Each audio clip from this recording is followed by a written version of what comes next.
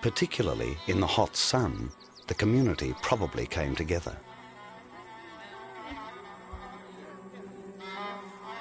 Archaeologists guess it was an intensely shared world based on giving rather than individual wealth. We know nothing about their social structure. In modern hunter-gatherers, this is often extremely complex, regulating small groups that relied on each other with almost no privacy.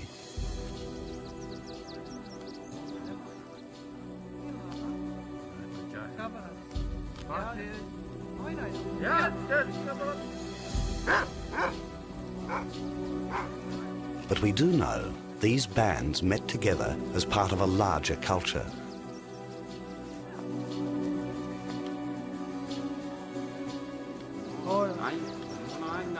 They traded or shared prized materials which helped to maintain a network of extended kin.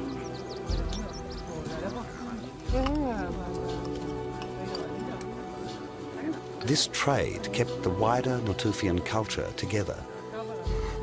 It enabled their tools to travel throughout the region. They were experimenting with the beginnings of commerce. What's more, they swapped ideas, new tools, new decorations, and foods. But these meetings between clans had an even more fundamental purpose. Biological survival demanded they bring back new blood to the settlement.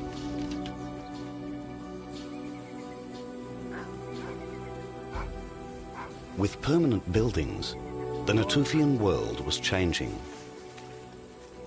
Increasingly, they must have thought of themselves as coming from this valley and this cluster of huts.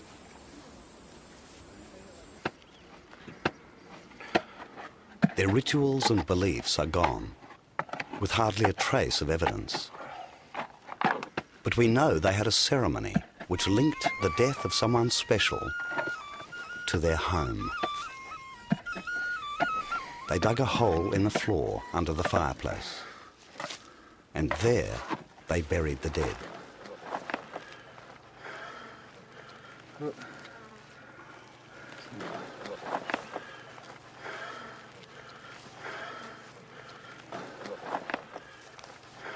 They made it a sacred place.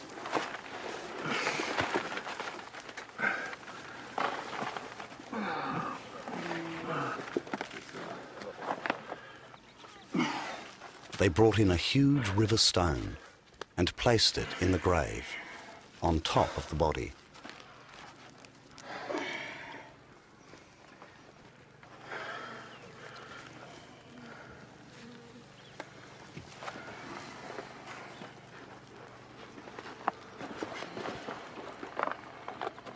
The grieving family added the kind of objects found in so many graves, the poignant treasures of daily life.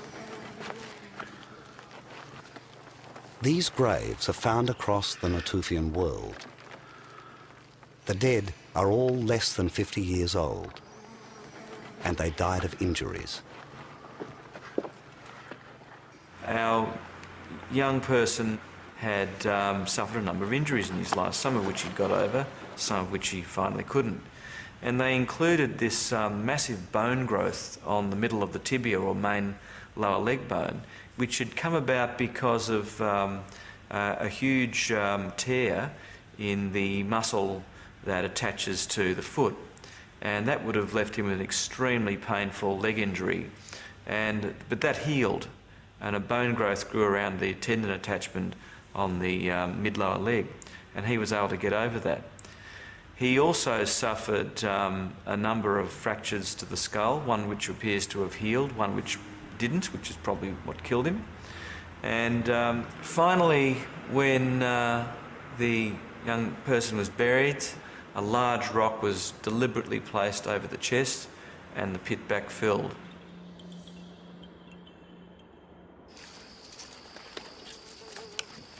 With the dead buried under the foundations, the huts took on a new meaning. They repaired them regularly. In these safe places, individual possessions could be secure.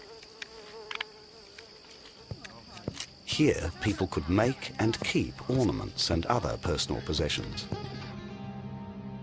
They made beautiful necklaces of shell and carved teeth.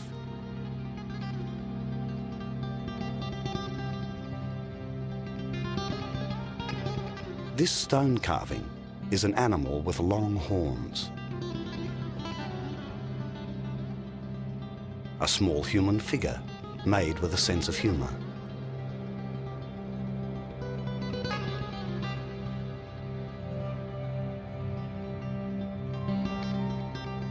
This bone animal, blackened with age, is a prancing gazelle.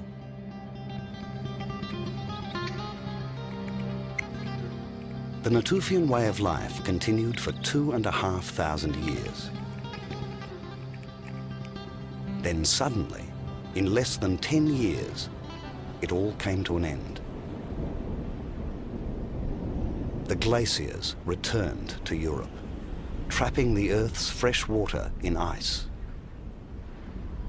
The rest of the world became colder and drier.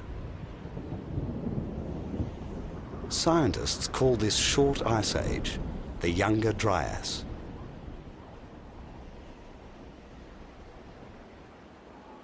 In the Middle East, there was a vast drought. A great famine spread over the land. It was an environmental catastrophe.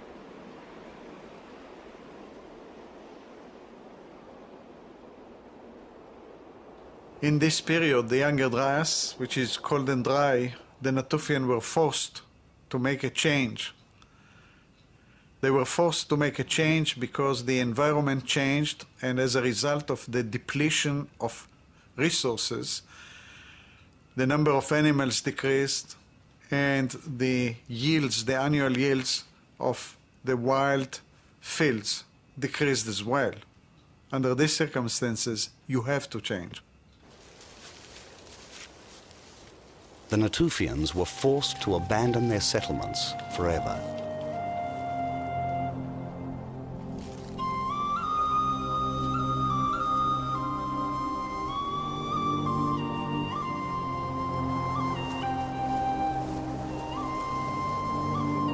Clans splintered into small groups, ranging desperately, nomadically, for food.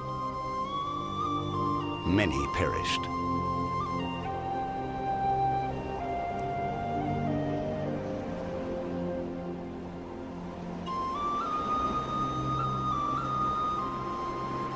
It might have been like a sustained series of the worst droughts.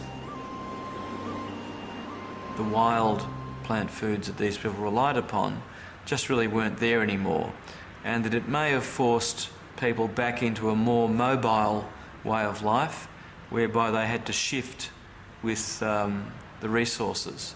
And it seems to have broken up this period or this phase of formative villages in the Jordan Valley flanks and across the Galilee and into the Mount Carmel area. Then the Natufians were offered one slim chance of survival. The drying Great Lake in Jordan exposed a fertile plain.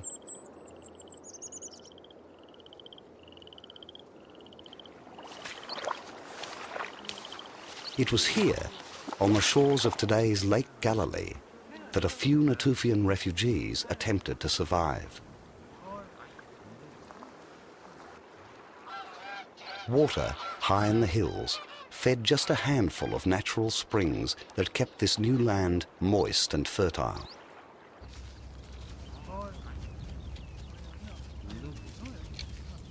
Now, the Natufians faced a profound challenge. They had abundant water, but these oases were very different from the rangelands and spaces they knew.